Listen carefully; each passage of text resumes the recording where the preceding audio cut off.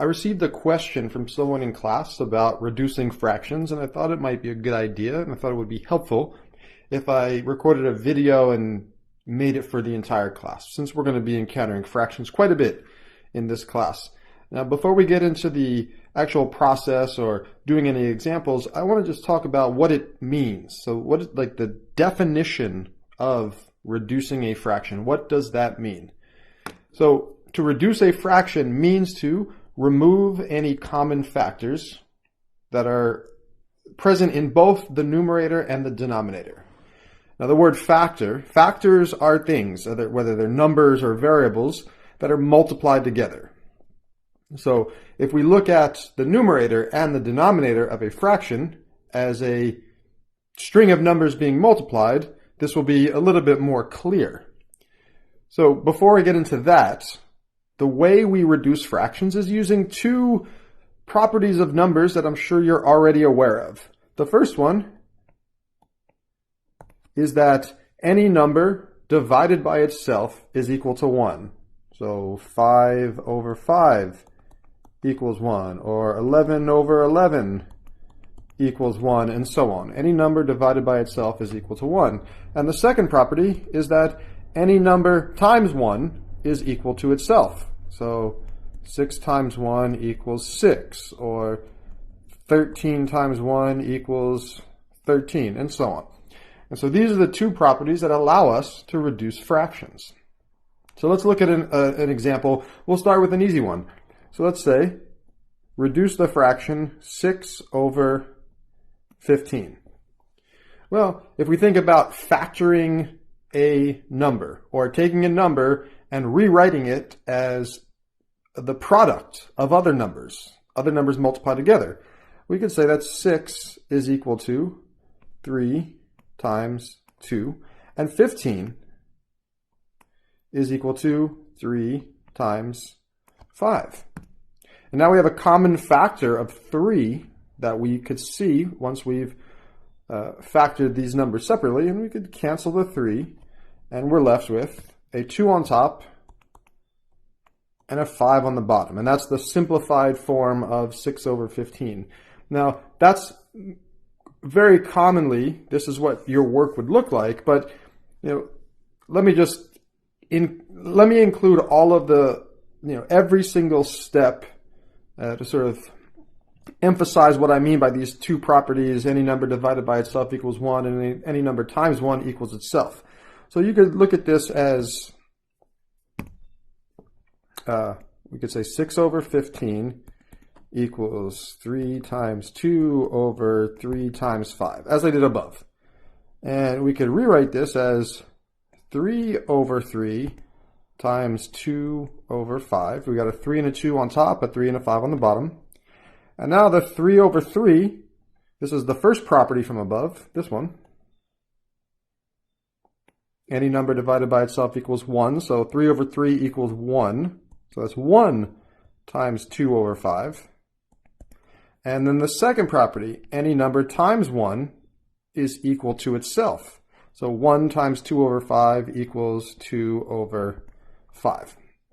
Okay, so that's where the 2 over 5 comes from. Now, I wouldn't expect every time you reduce a fraction to write every single step like I just did, but I think this helps in explaining how reducing works rather than just doing it. All right, so let's look at another example with slightly larger numbers. Let's look at, let's go with 60 over 126. 60 over 126. Now we want to do the same thing. Break the number 60 down and break the number 126 down. And when I say break the number down, what I mean is, more formally, is rewrite each of these two numbers, the 60 and the 126, as a prime factorization. Break it down to a product of prime numbers. And so I'm going to do that over here on the right. So let's look at the number 60. We could break down 60 as, well, 60 is equal to 6 times 10. Okay, 6 we could break down further, and also the 10. So 6 is equal to 2 times 3, and 10 is equal to 2 times 5. And I usually circle any numbers that cannot be further broken down. So 60 is equal to a pair of 2's, a 3, and a 5. So let's put that up here. 2 times 2 times 3 times 5. And now separately, the 126. Oh, 126 is even, so it's 2 times something, and it turns out in this case, 126 is equal to 2 times 63. 2 is a prime number. It doesn't break down any further, so I'll circle the 2. But 63, that is 9 times 7. Now, 9 we could break down further. 9 is 3 times 3, but the 7, that's a prime number. And now the 9, as I said, that's 3 times 3. All right, so the 126, it's a 2, a pair of 3's, and a 7. So let's put that down over here. 2 times 3 times 3 times 7. And now, once we break each number down into its prime factorization, now we could see there are common factors on top and on bottom. 2 over 2, that equals 1. 3 over 3, that equals 1.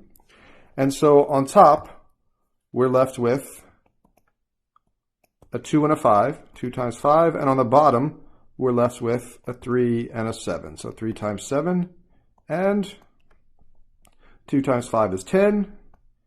3 times 7 is 21.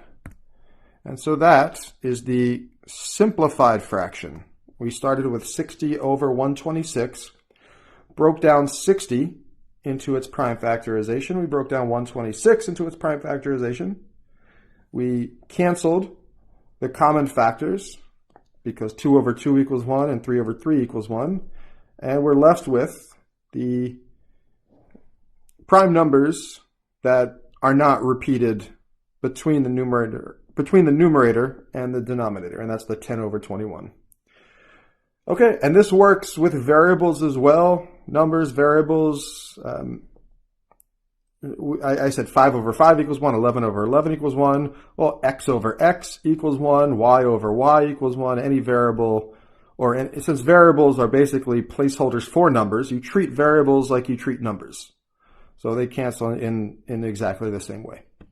All right, that does it for this video on reducing fractions. I hope this was helpful.